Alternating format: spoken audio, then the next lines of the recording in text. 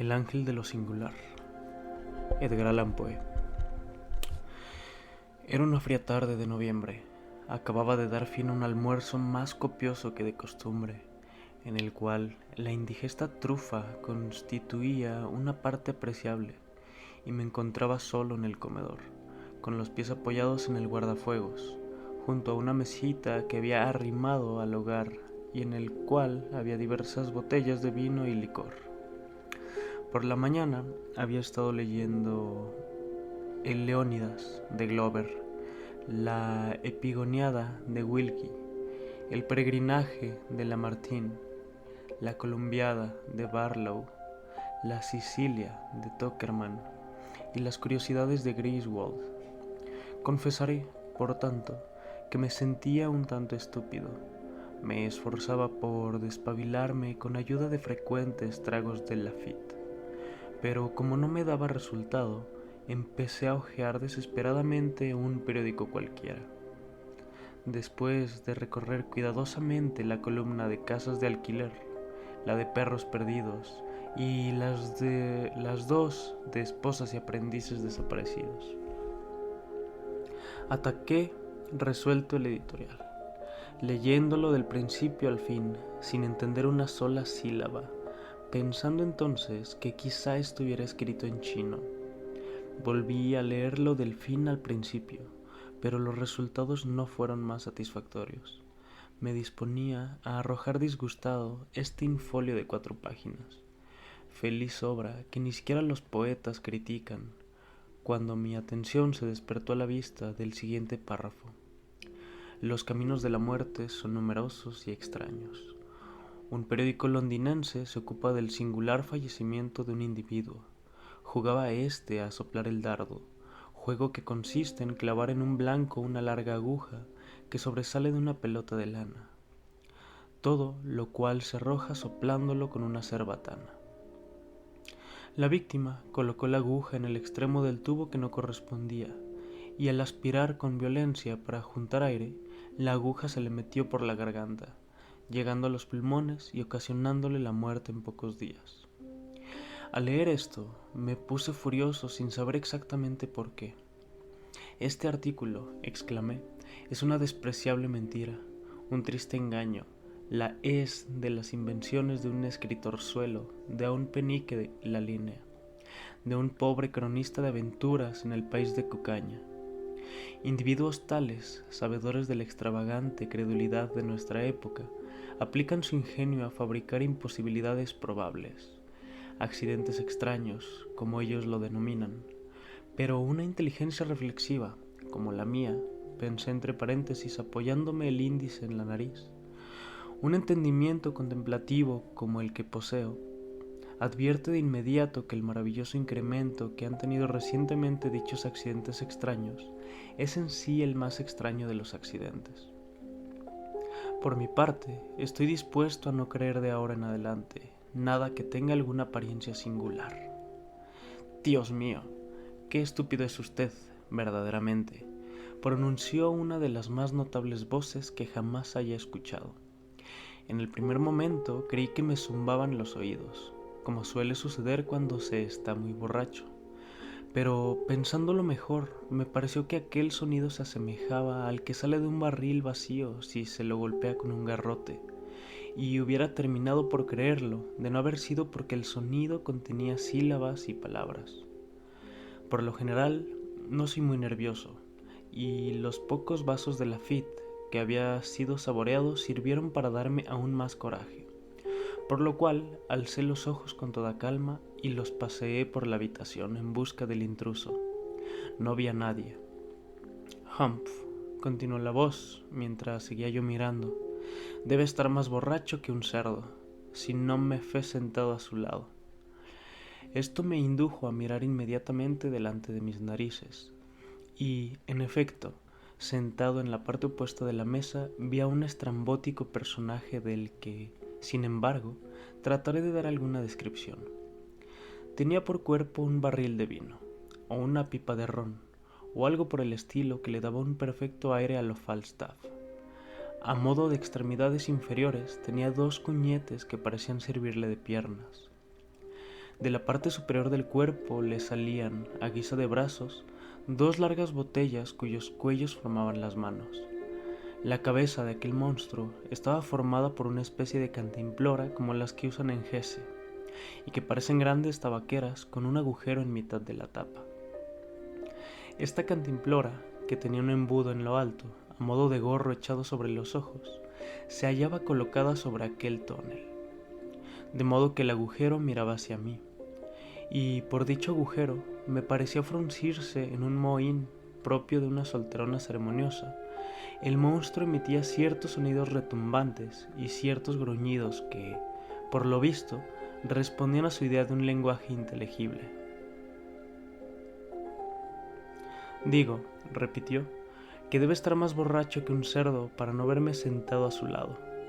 Y digo también que debe ser más estúpido que un ganso para no creer lo que está impreso en el diario.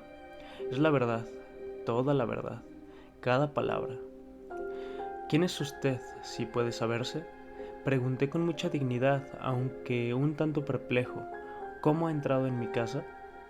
¿Y qué significan sus palabras? Cómo ha entrado aquí no es asunto suyo, replicó la figura. En cuanto a mis palabras, yo hablo de lo que me da la gana, y he venido aquí precisamente para que sepa quién soy. Usted no es más que un vagabundo borracho, dije. Voy a llamar para que mi lacayo lo eche a puntapiés a la calle. Jaja, rió el individuo. Imposible que haga eso.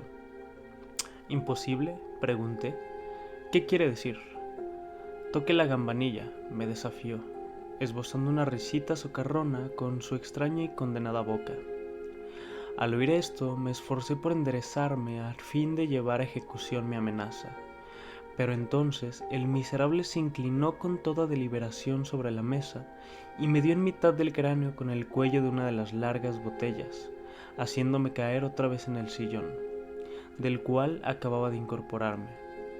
Me quedé profundamente estupefacto y por un instante no supe qué hacer. Entretanto, él seguía con su cháchara. ¿Ha visto? Es mejor que se quede quieto. Y ahora sabrá quién soy. Míreme, fea, yo soy el ángel de lo singular. Vaya si es singular, me aventuré a replicar, pero siempre he vivido bajo la impresión de que un ángel tenía alas. ¡Alas!, gritó furibundo. ¿Y para qué quiero las alas? ¿Me doma usted por un bollo? Oh, no, ciertamente, me apresuré a decir muy alarmado. No, no tiene usted nada de pollo. Bueno, entonces quédese sentado y pórtese bien, o le pegaré de nuevo con el puño. El bollo tiene alas, y el búho tiene alas, y el duende tiene alas, y el gran diablo tiene alas, y el ángel no tiene alas, y yo soy el ángel de lo singular. ¿Y qué se trae usted conmigo? ¿Se puede saber? ¿Qué me traigo? Profirió aquella cosa. Pues qué perfecto maleducado debe ser usted para preguntar a un ángel qué se trae. Aquel lenguaje era más de lo que podía soportar, incluso de un ángel, por lo cual, reuniendo mi coraje, me apoderé de un salero que había a mi alcance y lo arrojé a la cabeza del intruso. O bien lo evitó o mi puntería era deficiente, pues todo lo que conseguí fue la demolición del cristal que protegía la esfera del reloj sobre la chimenea. En cuanto al ángel, me dio a conocer su opinión sobre mi ataque en forma de 2 o 3 nuevos golpes en la cabeza. Como es natural, esto me redujo inmediatamente a la obediencia y me avergüenza confesar que, sea por el dolor o la vergüenza que sentía, me saltaron las lágrimas de los ojos. «Dios mío», exclamó el ángel, aparentemente muy sosegado por mi desesperación. «Dios mío, este hombre está muy borracho o muy triste. Usted no debe beber tanto. Usted debe echar agua al fino. Vamos, beba. Así, perfecto. Y no llore más. Damas». Y con estas palabras el ángel de lo singular llenó mi vaso, que contenía 1/3 de oporto. Con su fluido incoloro, que dejó salir de una de las botellas manos, noté que las botellas tenían etiquetas y que en las mismas se leía Kirchenwasser. La amabilidad del ángel me ablandó grandemente y, ayudado por el agua con la cual diluyó varias veces mi oporto, recobré bastante serenidad como para escuchar su extraordinario discurso. No pretendo repetir aquí todo lo que me dijo, pero deduje de sus palabras que era el genio que presidía sobre los contretemps de la humanidad, y que su misión consistía en provocar los accidentes singulares que asombraban continuamente a los escépticos. Una o dos veces, al aventurarme a expresar mi completa incredulidad sobre sus pretensiones, se puso muy furioso, hasta que, por fin, estimé prudente callarme la boca y dejarlo que hablara a gusto. Así lo hizo, pues, extensamente, mientras yo descansaba con los ojos cerrados en mi sofá y me divertía mordisqueando pasas de uva y tirando los cabos en todas direcciones. Poco a poco, el ángel pareció entender que mi conducta era desdeñosa para con él.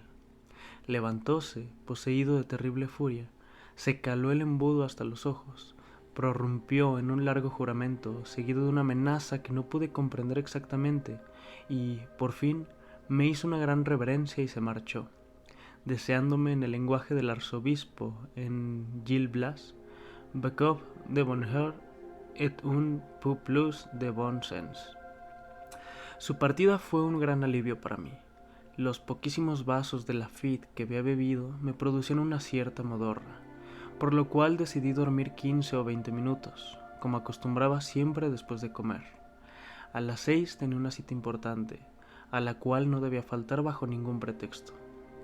La póliza de seguro de mi casa había expirado el día anterior, pero como surgieran algunas discusiones, quedó decidido que los directores de la compañía me recibirían a las 6 para fijar los términos de la renovación. Mirando el reloj de la chimenea, pues me sentía demasiado adormecido para mi reloj del bolsillo, comprobé con placer que aún contaba con 25 minutos. Eran las 5:30. Fácilmente llegaría a la compañía de seguros en 5 minutos, y como mis siestas habituales no pasaban jamás de 25, me sentí perfectamente tranquilo y me acomodé para descansar. Al despertar, muy satisfecho, miré nuevamente el reloj y estuve a punto de empezar a creer en accidentes extraños cuando descubrí que en vez de mi sueño ordinario de 15 o 20 minutos, solo había dormido 3, ya que eran las 6 menos 27. Volví a dormirme y al despertar comprobé con estupefacción que todavía eran las 6 menos 27. Corrí a examinar el reloj, descubriendo que estaba parado. Mi reloj de bolsillo no tardó en informarme que eran las 7:30 y, por consiguiente, demasiado tarde para la cita. No será nada, me dije. Mañana por la mañana me presentaré en la oficina y me excusaré. Pero entre tanto, ¿qué le ha ocurrido al reloj? Al examinarlo, descubrí que uno de los cabos del racimo de pasas que había estado desparramado a capirotazos durante el discurso del ángel de lo singular, había aprovechado la rotura del cristal para alojarse de manera bastante singular en el orificio de la llave, de modo que su extremo, al sobresalir de la esfera, había detenido el movimiento del minutero. «Ah, ya veo», exclamé, «la cosa es clarísima, un accidente muy natural como los que ocurren a veces». Dejé de preocuparme del asunto y a la hora habitual me fui a la cama. Luego de colocar una bujía en una mesilla de lectura a la cabecera y de intentar la lectura de algunas páginas de La omnipresencia de la deidad, me quedé infortunadamente dormido en menos de 20 segundos, dejando la vela encendida. Mis sueños se vieron aterradoramente perturbados por visiones del ángel de lo singular. Me pareció que se agazapaba a los pies del lecho, apartando las cortinas, y que, con las huecas y detestables resonancias de una pipa de ron, me amenazaba con su más terrible venganza por el desdén con que lo había tratado. Concluyó una larga arenga quitándose su gorro embudo, insertándomelo en el gaznate e inundándome con un océano de Kirschenwasser, que emanaba a torrentes de una de las largas botellas que le servían de brazos. Mi agonía se hizo, por fin, insoportable, y desperté a tiempo para percibir que una rata se había apoderado de la bujía encendida en la mesilla, pero no a tiempo de impedirle que se metiera con ella en su cueva. Muy pronto asaltó mis narices un olor tan fuerte como sofocante. Me di cuenta de que la casa se había incendiado, y pocos minutos más tarde las llamas surgieron violentamente, tanto que en un periodo increíblemente corto, el entero edificio fue presa del fuego. Toda salida de mis habitaciones había quedado cortada. salvo una ventana. La multitud reunida abajo no tardó en procurarme una larga escala. Descendía por ella rápidamente, sano y salvo, cuando un enorme cerdo, en cuya redonda barriga, así como en todo su aire y fisonomía, había algo que me recordaba al ángel de lo singular. Se le ocurrió interrumpir el tranquilo sueño de que gozaba en un charco de barro y descubrir que le agradaría rascarse el lomo, no encontrando mejor lugar para hacerlo que el ofrecido por el pie de la escala. Un segundo después caí yo desde lo alto, con la mala fortuna de quebrarme un brazo.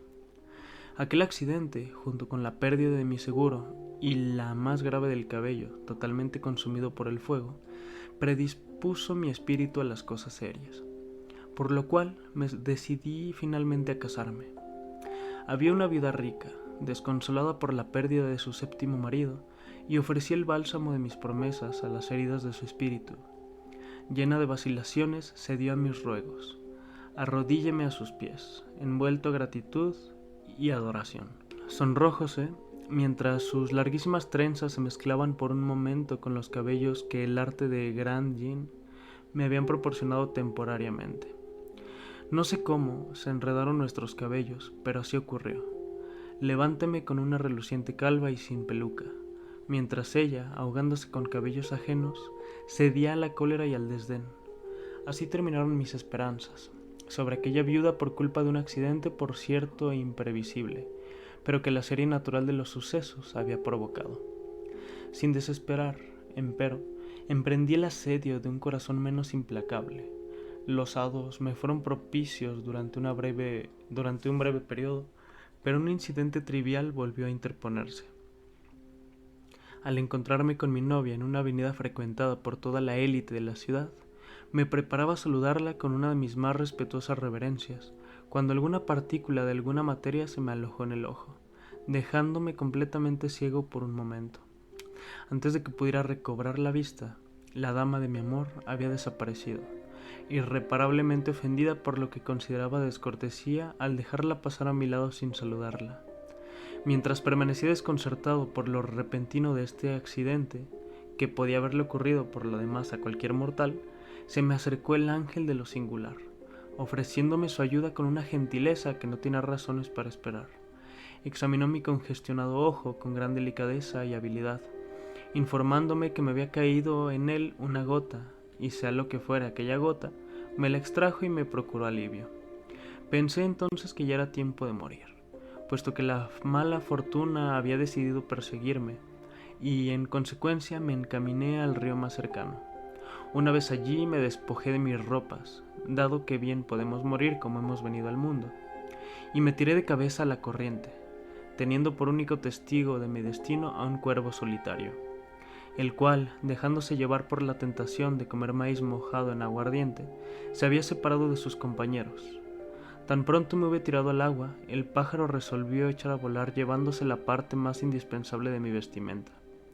Aplacé, por tanto, mis designios suicidas, y luego de introducir las piernas en las mangas de mi chaqueta, me lancé en persecución del villano con toda la celeridad que el caso reclamaba y que las circunstancias permitían. Mas mi cruel destino me acompañaba, como siempre. Mientras corría a toda velocidad, la nariz en alto y solo preocupado por seguir en su vuelo al ladrón de mi propiedad, percibí de pronto que mis pies ya no tocaban terra firma. Acababa de caer a un precipicio, y me hubiera hecho 1000 pedazos en el fondo, de no tener la buena fortuna de atrapar la cuerda de un globo que pasaba por ahí. Tan pronto recobré suficientemente los sentidos como para darme cuenta de la terrible situación en que me hallaba, o mejor, de la cual colgaba, ejercité todas las fuerzas de mis pulmones para llevar dicha terrible situación a conocimiento del aeronauta, pero en vano grité largo tiempo. O aquel estúpido no me oía, o aquel miserable no quería oír. Entretanto, el globo ganaba altura rápidamente, mientras mis fuerzas decrecían con no menor rapidez. Me disponía a resignarme a mi destino y caer silenciosamente al mar, cuando cobré ánimos al oír una profunda voz en lo alto, que parecía estar canturreando un aire de ópera. Mirando hacia arriba, reconocí al ángel de lo singular. Con los brazos cruzados, se inclinaba sobre el borde de la barquilla. Tenía una pipa en la boca, y mientras exhalaba tranquilamente el humo, parecía muy satisfecho de sí mismo y del universo. En cuanto a mí, estaba demasiado exhausto para hablar, por lo cual me limité a mirarlo con aire implorante. Durante largo tiempo no dijo nada, aunque me contemplaba cara a cara. Por fin, pasándose la pipa al otro lado de la boca, condescendió a hablar. «¿Quién es usted y qué diablos hace aquí?», preguntó. A esta desfachatez, crueldad y afectación solo pude responder con una sola palabra. «¡Socorro! ¡Socorro!», repitió el malvado. «Nada de eso. Ahí va la botella. Agárrese usted solo y que el diablo se lo lleve». Con estas palabras dejó caer una pesada botella de Kirschenwasser, que, dándome exactamente en mitad del cráneo, me produjo la impresión de que mis sesos acababan de volar. Dominado por esta idea, me disponía a soltar la cuerda y rendir mi alma con resignación, cuando fui detenido por un grito del ángel, quien me mandaba que no me soltara. «Téngase con fuerza», gritó, «y no se apresure. ¿Quiere que le tire la otra botella o prefiere portarse bien y ser más sensato?». Al oír esto me apresuré a mover 2 veces la cabeza, la primera negativamente para indicar que por el momento no deseaba recibir la otra botella, y la segunda afirmativamente a fin de que el ángel supiera que me portaría bien y que sería más sensato. Gracias a ello logré que se dulcificara un tanto. «Entonces, ¿cree por fin?», inquirió. «¿Cree por fin en la posibilidad de lo extraño?». Asentí nuevamente con la cabeza. «¿Y cree en mí, el ángel de lo singular?». Asentí otra vez. «¿Y reconoce que usted es un borracho perdido y un estúpido?». Una vez más dije que sí. «Pues bien, ponga la mano derecha en el bolsillo izquierdo de los pantalones, en señal de su entera sumisión al ángel de lo singular». Por razones obvias me era absolutamente imposible cumplir su pedido. En primer lugar, tenía el brazo izquierdo fracturado por la caída de la escala, y si soltaba la mano derecha de la soga no podría sostenerme un solo instante con la otra. En segundo término, no disponía de pantalones hasta encontrar al cuervo. Me vi, pues, precisado con gran sentimiento a sacudir negativamente la cabeza, queriendo indicar con ello al ángel que en aquel instante me era imposible acceder a su muy razonable demanda, pero apenas había terminado de moverla cuando... «Váyase al diablo, entonces», rugió el ángel de lo singular, y al pronunciar dichas palabras dio una cuchillada a la soga que me sostenía, y como esto ocurría precisamente sobre mi casa, la cual, en el curso de mis peregrinaciones, había sido hábilmente reconstruida, terminé cayendo de cabeza en la ancha chimenea y aterricé en el hogar del comedor. Al recobrar los sentidos, pues la caída me había aturdido terriblemente, descubrí que eran las 4 de la mañana. Estaba tendido allí donde había caído del globo. Tenía la cabeza metida en las cenizas del extinguido fuego, mientras mis pies reposaban en las ruinas de una mesita volcada, entre los restos de una variada comida, junto con los cuales había un periódico, algunos vasos y botellas rotos y un jarro vacío de Kirschenwasser, de Schiedam. Tal fue la venganza del ángel de lo singular.